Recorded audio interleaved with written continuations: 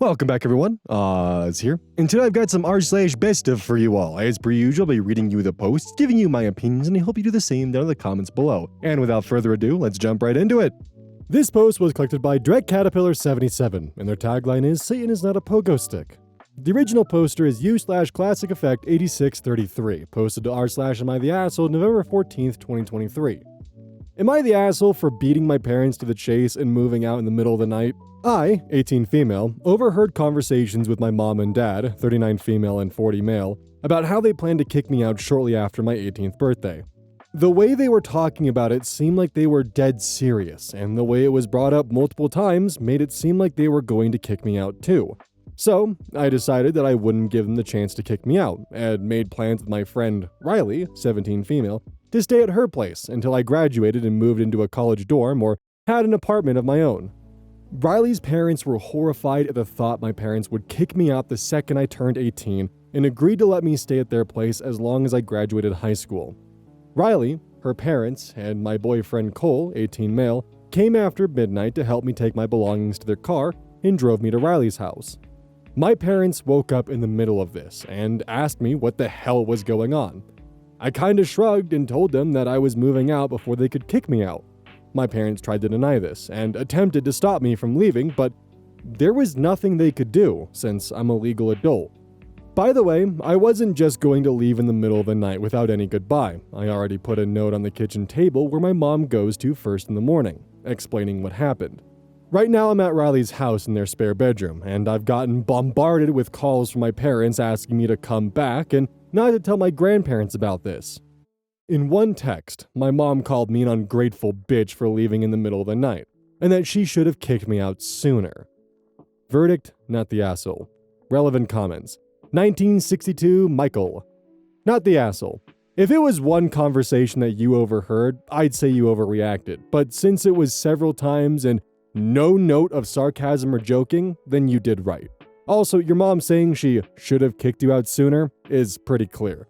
The fact that they didn't want your grandparents to know also shows they know it's wrong. You don't mention any reasons why they would want to kick you out. Have you been in trouble? Do they dislike your boyfriend? Bad grades? OP responds, I remember from a few conversations, too unrelated to kicking me out about my mom wanting an office, and I haven't been in big trouble, like getting in trouble with the laws. Grades are pretty good, and they've so far expressed approval about Cole. Top comment, fit or fat, 1999. My mom called me an ungrateful bitch for leaving in the middle of the night, and that she should have kicked me out sooner. Well, there's your hardcore proof. Calls from my parents asked me to come back and not to tell my grandparents about this. Are you close to your grandparents? Do you think they'd want to know? If so, you've got quite the collection of texts to show them. Not the asshole. Update, December 17th, 2023, 1 month later. Update, am I the asshole for beating my parents to the chase and moving out in the middle of the night? I honestly forgot about this account and struggled to remember the password, but here we go. A lot of shocking information was revealed, and this is just my brief, messy account of it. So, like you all suggested I do, I told my grandparents what happened with screenshots of my parents' texts after I went to Riley's house. Let me tell you that they were livid at what my parents were saying to me, and the fact that they were planning to kick me out. I ended up meeting with them, and staying with them at their place for a few days while they tried to figure out what the fuck was going on with my parents. My mom and dad were being sent money monthly by my grandma and grandpa for my college fund, since they mostly depleted it. After my brother Alex moved out because he was tired of them begging him for money due to their gambling addictions. My mom admitted that their plan was to kick me out, but act like I moved out willingly because I found an apartment, and get double the money that they were previously getting to help out with my rent money once they asked my grandparents for it.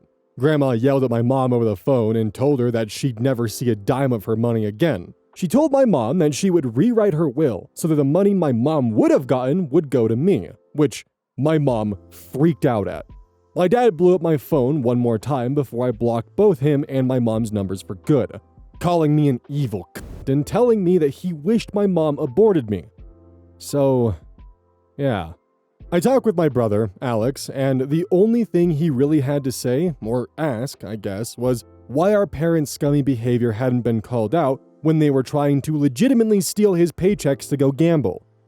I'm sorry if this is kind of rambly, but this was the best I could do at the moment. Thank you all for your advice, and I'll maybe give another update if anything else happens, but I doubt it will.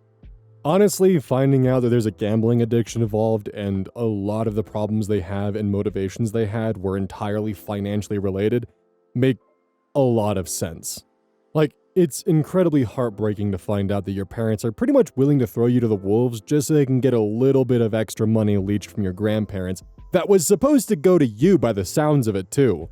This is also why the undisclosed gambling ad epidemic that Reddit is currently dealing with, that a lot of people don't seem to notice is happening, really gets under my skin.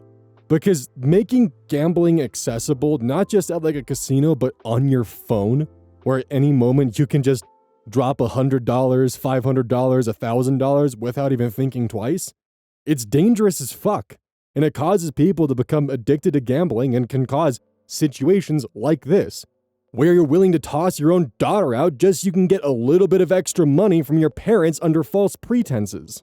It is a frightening addiction, and the fact that this kind of shit is popping up everywhere on Reddit as just simple undisclosed ads, as simple as, I recently came into a lot of money using XYZ app.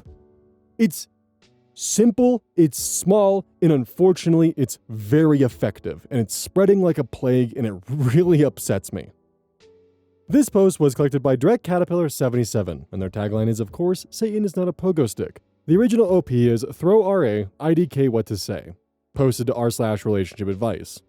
Posted April 16th, 2020. I, 23 female, am days away from giving birth, and my, 37 male, boyfriend just decided to tell me that he can't be at the birth because he's married. So first off, I know the age gap probably should have been a red flag, but I was stupid. We've been together for 2 years, but he lives in a different city. When I got pregnant, he said he was going to move to my city and we could move in together. He just needed to finalize some things with his ex-wife. He told me he was divorced when we met, and I never had any reason to question it. I knew that he had 2 kids with her as well. He told me the truth about that, just not that he wasn't divorced or even separated. So, fast forward. I'm 39 weeks, and he suddenly got uncommunicative, which is less than ideal when you're literally about to give birth.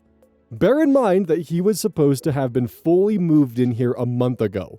Blamed COVID. Today, I found out I'm going to be induced on Monday unless baby decides to come out over the weekend, so I contacted him, and I was like, okay, what's going on? And that's when he told me that he isn't actually separated or divorced. He never told his wife about anything, and now he felt like he was backed into a corner. I don't feel sorry for him for that, because that's his own fault. But obviously, literally 4 days before giving birth isn't the time you want to get this news. And I have no idea what to do now. Tell him to fuck off? Obviously, but what else? I feel like, I can take care of the baby, but I was preparing to have a partner to take care of it with me, you know? I don't even know what I'm asking for in terms of advice, but any advice for moving forward and handling this is appreciated. Relevant comments. Lucian Blood March. Lawyer the fuck up. Get DNA tests. Make sure he pays you what he owes you.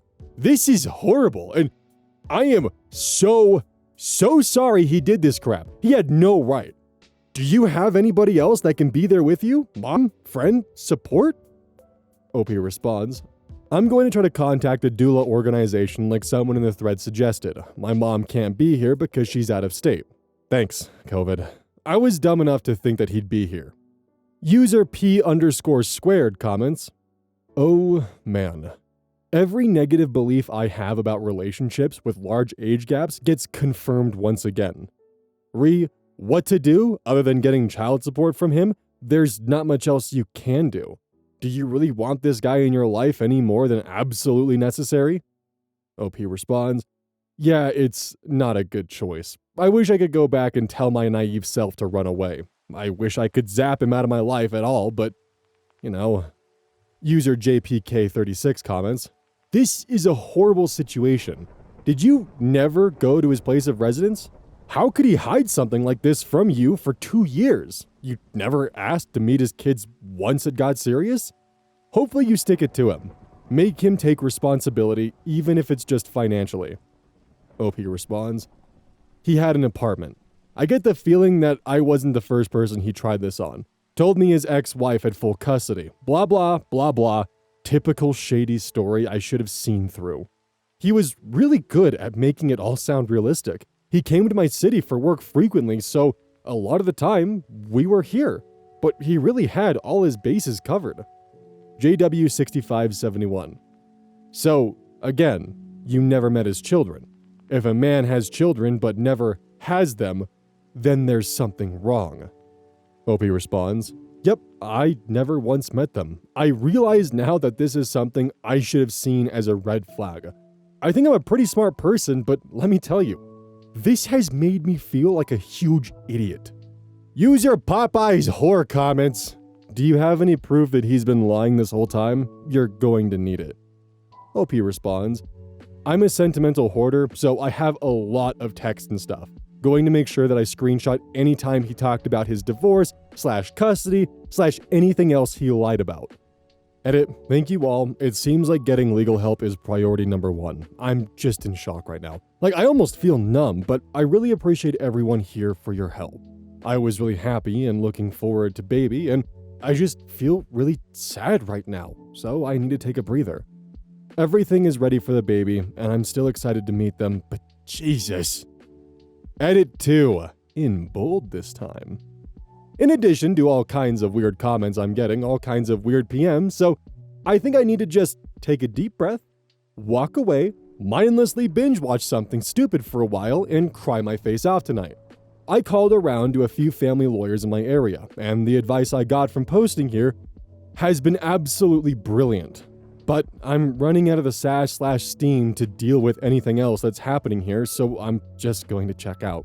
I'm going to leave the legal business to the lawyers, pray that he didn't give me false information and I can actually find him, and try to remember how much I was looking forward to being a mom before all of this happened. I don't really care if people think it's fake or whatever, because I gained exactly nothing, aside from the advice that I needed from making this post, and I gained exactly nothing from arguing. To everyone who shared their stories with me, thank you. Thank you so much. You feel like the dumbest fucking person in the world when this happens to you, and knowing it happens to people all the time is a weird comfort, even when you wouldn't wish it on anybody. I don't think of myself as a trashy or generally stupid person, just a person who was blinded by love and naivety and has learned a really harsh lesson, a really hard way. I doubt anything of monumental concern will happen between now and my Monday induction, but once baby is here, I will try to come back and let people know what's happening. Update, April 23rd, 2020, 1 week later. First things first, I had my healthy baby girl on Monday evening. We were discharged shortly after birth due to COVID, so I have been just trying to adjust to everything. Her birth was a dream, and I never want to do it again, LOL. Second, I talked to his wife for over an hour yesterday. I guess he decided to tell her. She wasn't mad at me, thank God. She'd had her suspicions, but was trying to trust her husband, which I understand. She was so nice, honestly.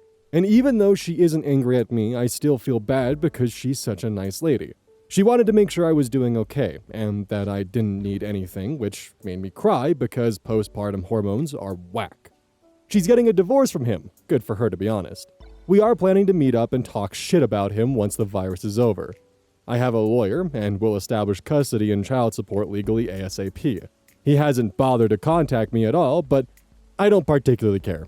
It took me a second to realize she probably means the guy and not the lawyer, and I was like, you should probably get in contact with the lawyer ASAP, but no, that makes more sense that it's the guy.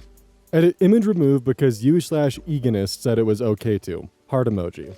Also, I'm all set with everything baby needs. With things being as they are, consider donating to a local diaper/formula bank.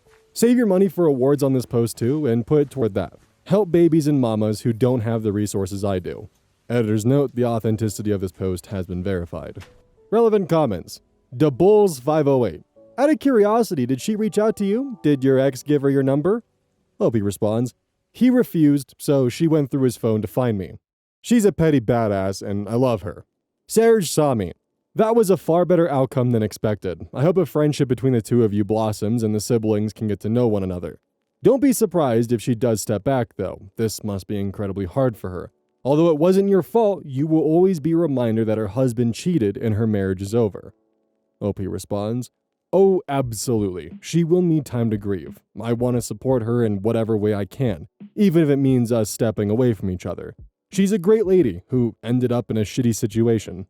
It's of my opinion the guy probably only told his wife because he realized that either he tells her first, or she's gonna find out because they'll be knocking on the door from child support. I have a very hard time admitting that at any point in this, he had any kind of guilty conscience associated, because you can't just lead someone on for 9 months, and then on the day before the birth finally drop the ball of, "Oh hey, by the way, our entire relationship is a lie. You making this financial decision and choosing to have this child is entirely based upon the lie that I've been spilling to you for the past couple years. Whoopsie whoopsie, good luck." Like, how the fuck could this guy look her in the eyes for literally 9 months straight and just be like, "Yeah, what I'm doing is totally okay, or I can sleep fine at night"? Crazy to think that in a few months, the kid in question that was born from this post is going to be starting kindergarten soon. God damn, I hate how time works. This post was collected by Lucy Aria Rose, and their tagline is, "I'm keeping the garlic." The original poster is Rare Medium 3173. Posted April 13th, 2025. My boss sent me an email at 4 a.m. for an event I needed to attend by 7 a.m. My workday starts at 8. Now, she wants to meet with me tomorrow. My boss is notorious for never reading an email. Over the past year, she has sent me multiple emails asking questions, when the answers could be found in the email she was already responding to. This all came to a head with a conference. She asked me if I wanted to attend a conference, and I responded yes. She then asked if I would register everyone for the event. I asked for details about the registration. She forwarded an email with these details, and that email also contained many questions. Knowing her, I asked her if she had responded to those questions. She replied, "What questions?" Literally scroll up and look at the email. Now, having been made aware of these questions by me, she asked me to respond to them. One question was if we wanted to host a booth at the conference, which she said yes. I responded with answers and checked it off my list.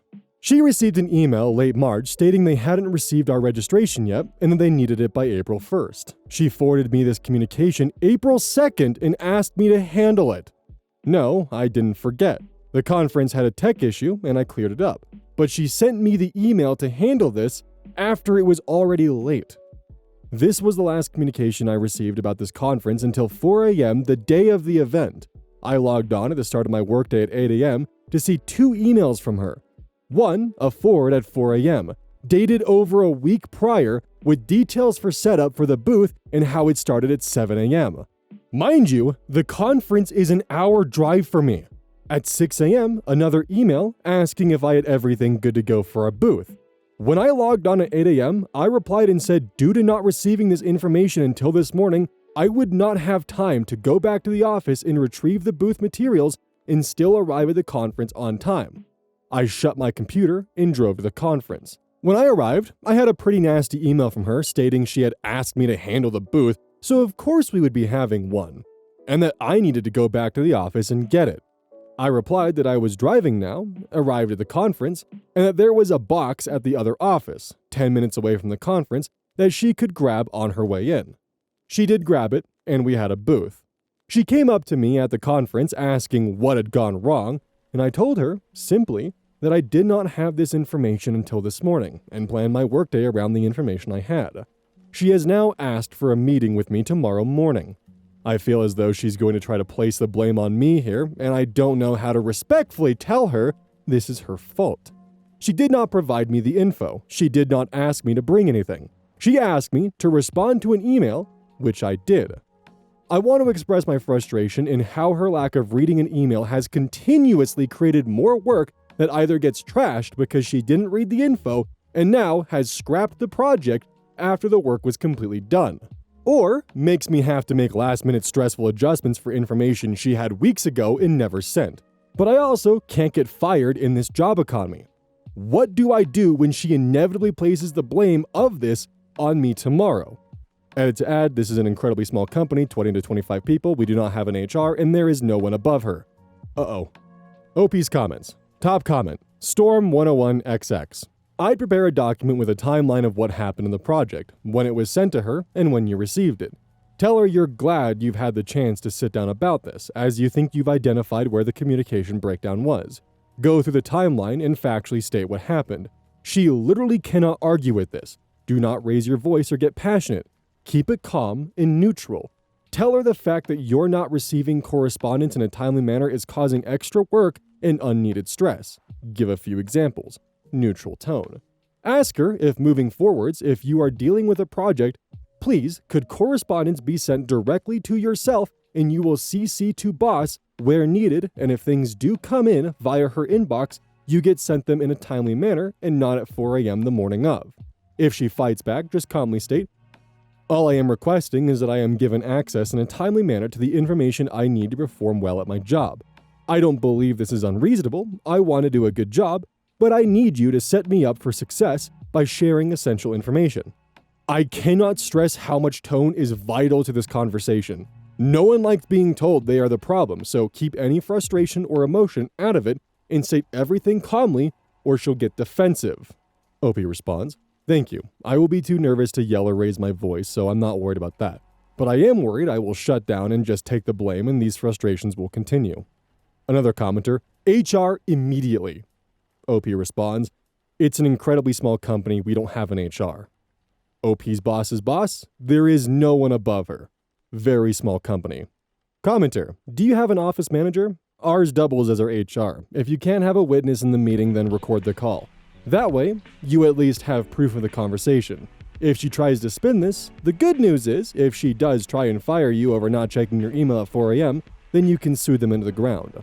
OP responds, now I'm sus if this is why she asked to meet in person so I couldn't record it. Usually our Monday meetings are virtual. Same commenter. Wow, what a snake. Look up your state laws. Some have one-party consent to recording audio. If yours is a two-party consent state, then you can tell her at the start of your meeting that you'd like to record the conversation. If she says no, or you aren't comfortable doing that because I don't think I'm that brave, then try to find a third person to be in that meeting. OP responds, thank you so much. I looked it up and we are a one-party consent state. I will be recording the meeting. Commenter, in registering for the conference and booth, you didn't learn the dates and times? She told you to handle it. To me, that would include you following up to ensure you handled it. Did you not use your email and or contact info to sign up? OP responds, I was aware of the conference time, which is what I prepped for. The booth setup was hours before that, which was sent in a separate email only to her. She told me to respond to the email about wanting a booth. The email claiming she asked me to handle it was after I told her I did not have the time to go to the office, as at that time I was unaware her expectation was for me to prepare the booth. She only asked me to tell them we wanted one and had no other communication with me about the booth. I emailed in response to the questions, but she was a speaker and sponsor at the event, so she was their point of contact. They did not include me on any communications about the event. All came forwarded from her. But thank you, because I expect this is exactly what she will say to me tomorrow. Commenter, I'm pretty surprised you didn't bother to follow up, to be honest. You knew it was a yes to a booth and surely knew it would need to be set up before the conference started. Did you check with her if she'd received anything further in the days before, knowing what she is like? Did you try contacting the conference directly to find out what was happening? To me, this reads like you both dropped the ball. OP responds, downvoted. I feel it shouldn't be my responsibility to manage her and check in on if she's doing her job correctly. I am her subordinate. Even knowing what she is like, it is still her responsibility to do her job. Yes, I could have followed up, but I have many other things that I juggle and this was outside of my normal scope. So I made sure to add the task to my checklist, and when I sent the email, I checked it off. I fulfilled my duties with the task I was asked to do. This was not a typical place we would host a booth for. So my brain was on attending the conference as that's what was asked of me. There was zero communication that I was in charge of setup. If that was the expectation, I needed the details before 4 a.m. day of. Could I have managed my manager? Yes. But should I be reprimanded for not doing her job for her? I don't think that's right. Update. Posted April 14th, 2025, the next day. To clear some things out for those of you claiming I lack initiative and this was on me, I have started many projects from day one that have been solely on me and my ideas. I've started committees and implemented new marketing that has been wildly successful, simply because I saw the need for it at the organization. You also seem to have missed the part where I say I frequently get the go-ahead for projects, but because she didn't read the email fully, after completion of the project, she scraps it. I understand that this can look like lack of initiative, but trust me, if you knew all the ins and outs about this organization, you would not think that. Many of my coworkers have these same issues with her. It's illogical to blame all of us when the common denominator is her. To those asking why I did not follow up, hindsight is 2020. And yeah, there was more I could do to ensure all ran smoothly, but at the end of the day, that is her job. I already caught many mistakes on this conference alone, like the fact that she didn't even read the questions to begin with. To talk about how jobs require to manage up seems like a way to blame low-level employees for the mistakes of their managers. If you don't have the ability to manage, don't be a manager. Plain and simple. The wording to me was to respond to the questions. After the 4 a.m. email, she claimed she asked me to handle it. Had this been the wording from the beginning, maybe this would have ended differently. Many of you are saying she delegated the entire conference to me, and this was not the case. She asked me to do 2 things, which I did. Not to mention in the past, when I have followed up to ensure she has gotten things done, she responds very irritated, as if I'm implying she cannot do her job. This conference is not the typical place we would host a booth for, so after completing my task, it left my brain. It was also outside of my normal scope of work. I've had many managers who are great at their job, and I love being able to take stuff off their plate and make their day easier. I cannot do that with someone who does not communicate and does not manage. To those asking why I didn't call her instead of emailing and leaving, she was in a meeting, and I had to leave within 5 minutes to attend the conference on time. To those saying if she's responding to emails at 4 a.m., she must have been swamped with work, so give her a break. She frequently boasts about how she works unusual hours. It is normal for me to wake up with many emails from her during that time and not be able to reach her in the afternoon. No, I am not an on-call employee.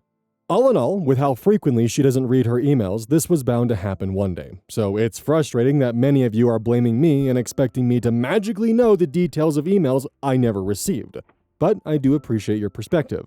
Now, to the conversation. It went very well for what it was. I built it up in my head based on previous experiences with her.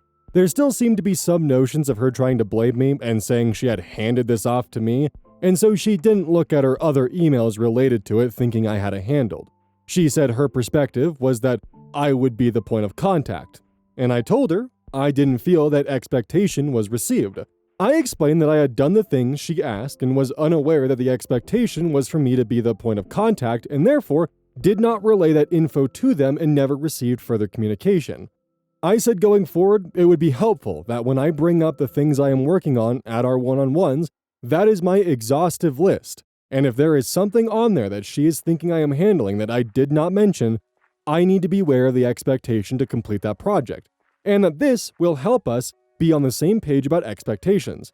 I didn't say this, but on my end, I thought that was the entire point of the one-on-one, and I'm wondering why she hasn't been doing that all along.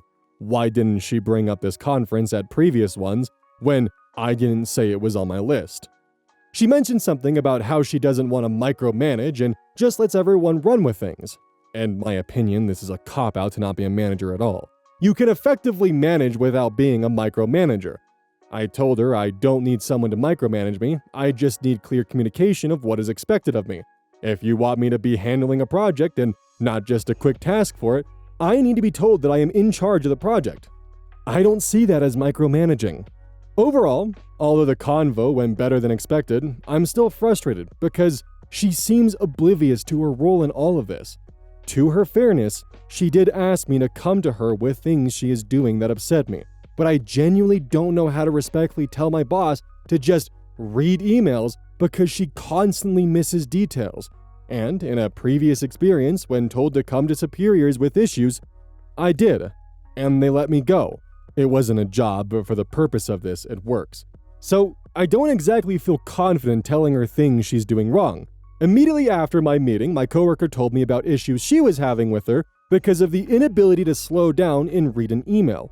It takes us so much more time to go back and forth in communication than if she were to just read it the first time. I would have felt a lot better at the end if she had owned up to how she didn't properly communicate with me, because I still feel like she blames me for this on her end. Hopefully things will get better moving forward, because this is really the only negative thing about my job. The pay, flexibility, schedule, and healthcare are all fabulous, and I don't want to lose that finding a new job, so I've been toughing it out. I'm trying to have a positive outlook, but these frustrations have been building for so long, I'm having a hard time being optimistic. Thank you for everyone who validated my feelings and gave me advice, and thank you to those who provided other perspectives respectfully. I do appreciate seeing the other side when it's not presented in a rude manner. Some of OP's comments. Top comment. That girl is Han. Info. Has there been any brainstorming with her about other ways to communicate that aren't emails? As in, if she won't read them in detail, what's the alternative? I worked at a place 10 plus years ago where we had rules about email subjects so everyone could better manage their emails. I don't remember all the details, but it was like each subject line had to start with a code/direction word like action, due March 3rd, or info only. Granted, that doesn't help with external emails, but maybe for you folks working under her? Just throwing that stuff out there. OP responds, we basically just settled on better in-person communication at our one-on-ones. Like I said, I don't know why she wasn't telling me things she expected that I didn't mention were what I was working on, but no.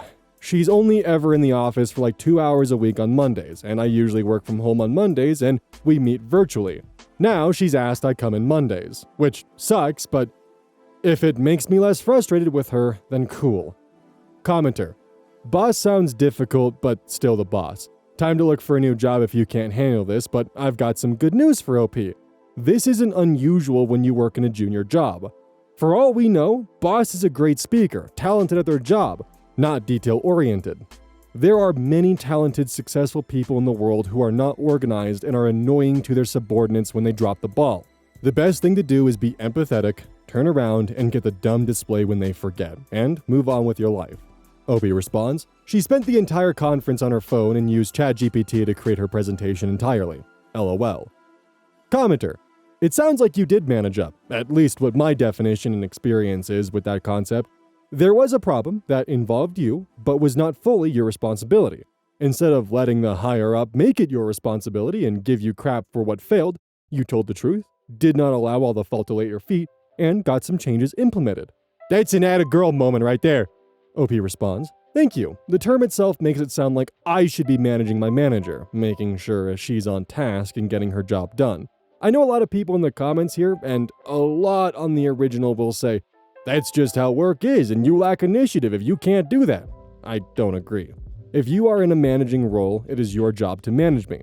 I've had great managers, so I know it's possible. And I don't think as a work culture, we should just accept having to manage our bosses when the role should be reversed. Sorry for the little rant, but I'm passionate about things. Commenter. I'm a manager. I have a lot of things going on, and sometimes I don't have time to respond to every email. I actually don't respond to most of them. We often do tabling events. If I asked one of my leadership level employees to respond to an email about a tabling event, I can't imagine a scenario where they wouldn't at least be like, am I taking care of the tabling event? They are involved. It is on their radar. At the very least, I would expect them to take lead and get someone scheduled to run the table. Ideally, they would take ownership and just take care of it. From my perspective, it's at least 51% your fault. OP responds, I appreciate your perspective, but honestly, I think that makes you a poor communicator. You need to ask for what you want. No, I'm not saying you have to walk them through exactly what to do, but if she wanted me to be the point of contact, just say it. It's so simple. Commenter, please make sure you follow up your one-on-ones with a written response confirming project/tasks. You are going to need to CYA with a manager like this. If you just do face-to-face, the next time she fails to communicate in a project she is in charge of flops, she's gonna lie and say she told you to handle it, and you won't have any proof of the contrary. OP responds, yeah, I was thinking about this yesterday. After each meeting, I will probably send a list of what I'm working on so she can see, check back if needed, and it covers my ass. In general, from being someone who has both been a manager and a managee, I don't think it's controversial to expect your manager to clearly communicate their expectations of what your goals and tasks are. I think the concept of a manager having phantom expectations for what you should be doing is kind of fucking stupid, and I also don't like the idea of well, you should just do the extra mile for your company because, that's what good employees do. That's just how you get taken advantage of. If you want to go the extra mile, do it with the work that you're assigned to. Don't go the extra mile for tasks you're not even getting paid for or isn't even within your job description. Because then, those small, minute tasks that you're going the extra mile on are going to start adding more stress to your plate. And they go from becoming, here and there tasks that they're assigning you to now the expectation. So please, biggest recommendation is to always make sure that you are communicating what tasks you have with your management team just to make sure that you're on the right track, and also that there's not phantom expectations in play that's going to eventually end up kneecapping you with an aluminum baseball bat. Don't forget, this is brought to you by GamerSupps. Use code ODDS at checkout. It's basically a caffeine powder that you put in your water, and I actually really like it. I use this on a daily basis. Don't forget that every purchase you make using code ODDS directly supports the channel. And if you want a personal recommendation from me, I would either recommend the Soda Pressing Pear or Dragon Fruit Punch. Those two are currently my favorite flavors. And as a note, once we sell a certain amount of stuff, I get my own flavor and my own cup, and you all know I'm gonna choose some degenerate shit that's gonna make their PR team squirm. My goal is to make them regret partnering with me. So please, use code ODDS at checkout to make my dream come true of making a PR team squirm.